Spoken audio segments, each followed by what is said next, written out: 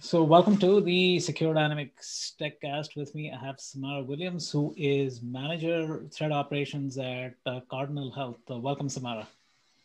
Hey, thank you. Happy to be here.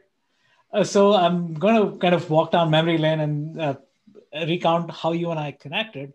It's thanks to a YouTube video, actually a TEDx talk that you did, which keep your shit safe. And what was most compelling for number one, it obviously the headline is very catchy, right? But number two, as I kind of went through the entire video of, I think it was slightly less than 6 minutes long. It was Mhm. short, but was high impact, right? So talk a little bit about. We'll get into the transferable skills piece, but clearly from a Mhm. security persona, somebody who lives and breathes security, to be able to kind of address a non-technical audience with something that they endures with them much after they leave the conference. So what was the motivation behind that, and how was that outpouring helped you? Yeah, so the TEDx Columbus community within Columbus, Ohio, very tight knit, very cool group of people, all very accepting and supportive.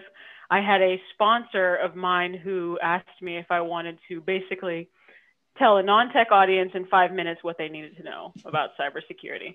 And that is quite the feat, right? I mean, only Yeah. 5 minutes to talk about everything cybersecurity. So I decided I needed to boil it down, but then also make it interesting, right? At first I was like, okay, maybe I should tell a story, but then it's like, it's 5 minutes enough for a story? Yeah. So I decided to make the connection between cybersecurity and physical security, which physical security is something that Yeah. we learn over time, right, as we grow up. So I thought a non-tech audience would be able to relate to that as quickly as possible.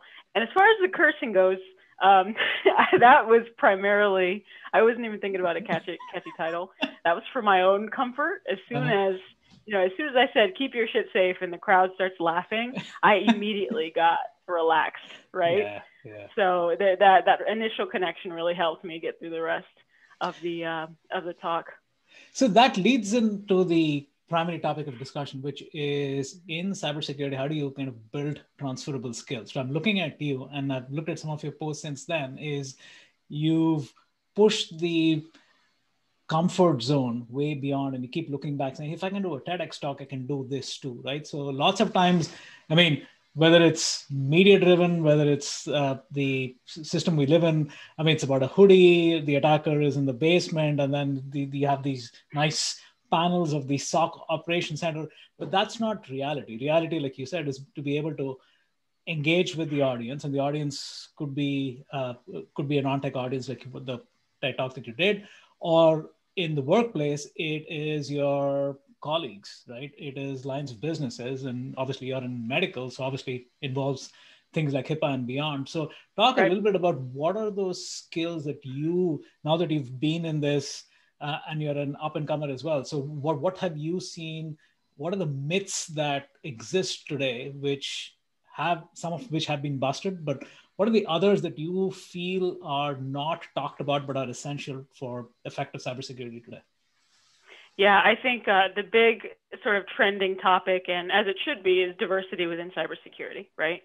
Um, and people are talking about how do we get in these diverse, audiences and crowds. And I'm a strong believer that they're out there, right? You can Mhm. find them, but when you're constantly looking and trying to hire for cybersecurity experts and SMEs that needs to know everything about cyber to do this single role and kind of bloom where they're planted, that's where I think the myth lies, Mm, right?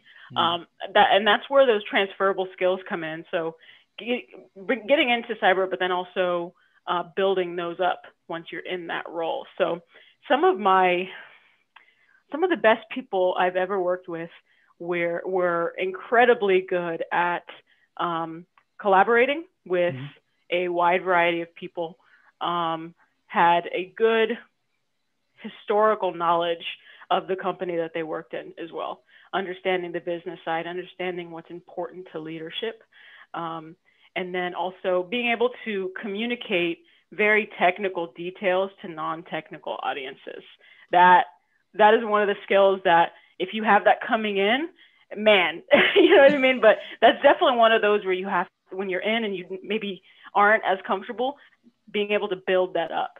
But the only way you get that is by having those conversations and conversing with the people who may not be as technically sound as you. The one that worked for me quite a bit and set me apart from some of my colleagues was documentation. It's that thing that no one wants to do. Yeah. Right? Nobody wants to sit there and put together an entire program overview document or put PowerPoints together, organize notes. But that was something that in my previous tech career, we had to do, and I got very good at it.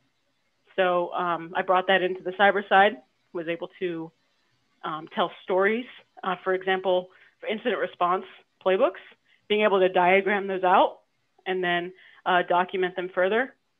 It helped to set me apart. Well, it's interesting you mentioned that, because lots of times you acquire these skills, but then you don't know, like I said, the grunt work that happens can easily be transferred over if you can. So talk a little bit about if you were to kind of stand up to, let's say, a high schooler or even a college grad, and why should they be looking at a career in cyber, number one? Number two is, what advice would you have for them? Like coming in, what should they be, what skills should they be looking to seek, but also a reality check of, okay, when you enter day one into your virtual office or physical office, expect this. Right. Yeah. So that's actually a really good question. I'm glad you asked. Last week, or maybe the week before last, I think it was before Christmas, I was interviewed by a high school for some program that she was participating in. And she asked me that same thing. She was like, have you heard of these jobs that feel like you need SOC experience before you take any other, and I was just like, you know what, that's another myth in my opinion. But I think you should take opportunities as they come. But I also think that demonstrate some of those skills that maybe might not be listed on some of those resumes is one of the things that I talked to her about. A lot of advice that I give is more on the soft skill side. I'm like, study as hard as you want on these things. I think, if people study hard enough and they have good study habits, they can learn the technical side of cyber, but get out of your comfort zone, get in front of people, have uncomfortable conversations, make them meaningful, right? And then the one I always give very last is, don't make life any harder than it needs to be, right? Personal wise or professionally, because we all know that, cybersecurity can be tough, but just don't make it any tougher than it needs to be. So I think I answered all your questions. Yeah. So one last question, and this is a big one, because we're all faced with this, right? Which is the changes that COVID has brought into our lives, right? And probably this is going to last into 2021, which is just around the corner. But the question that the advice that you had for this high schooler, hey, get in front of people, push the comfort zone.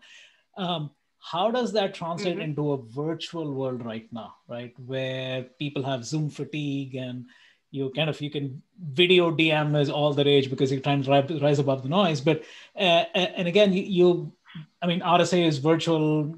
I was talking to a CISO yesterday and he was contending that Black Hat might still be physical, but we don't know. But the point is, you have less of these static conferences, you have less security conferences. So where does somebody go and build those virtual relationships that actually can help him or her move forward? Yeah, and this is all my personal opinion, but when everything moves virtual, because I'm very much, I feed off of people's body language. So I struggled quite a bit, especially the people that don't show anything below their shoulders, right? So I'm like, this is where it's actually really good to get kind of uncomfortable, talking to sort of what feels like random people or strangers in sort of a virtual environment. And then also working through some of the glitches, right? And when people freeze and pause, and it's not something that should happen in person. Yeah. So being adaptable, it's going to transfer once we're back in sort of normal times. But then, I think it's a skill that can be built that will be useful later on, because I don't believe people are going to stop working remote. If anything, people are going to continue to work remote more.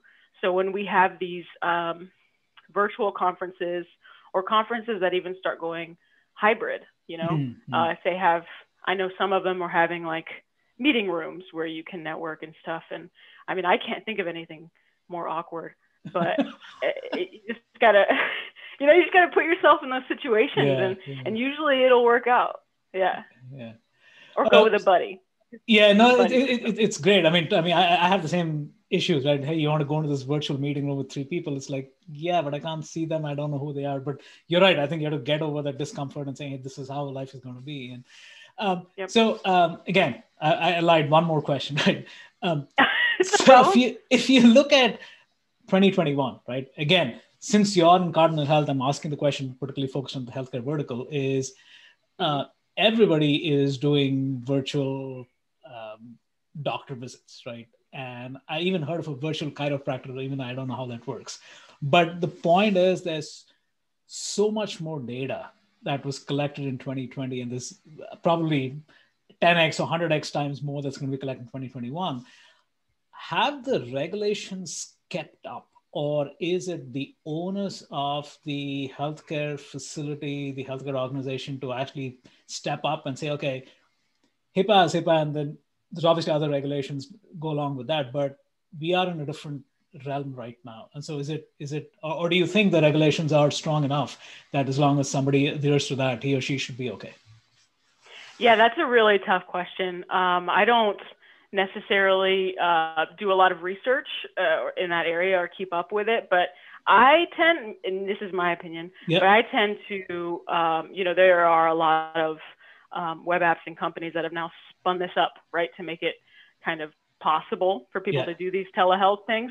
So I do kind of put it on them to ensure that they are keeping the clientele safe, right?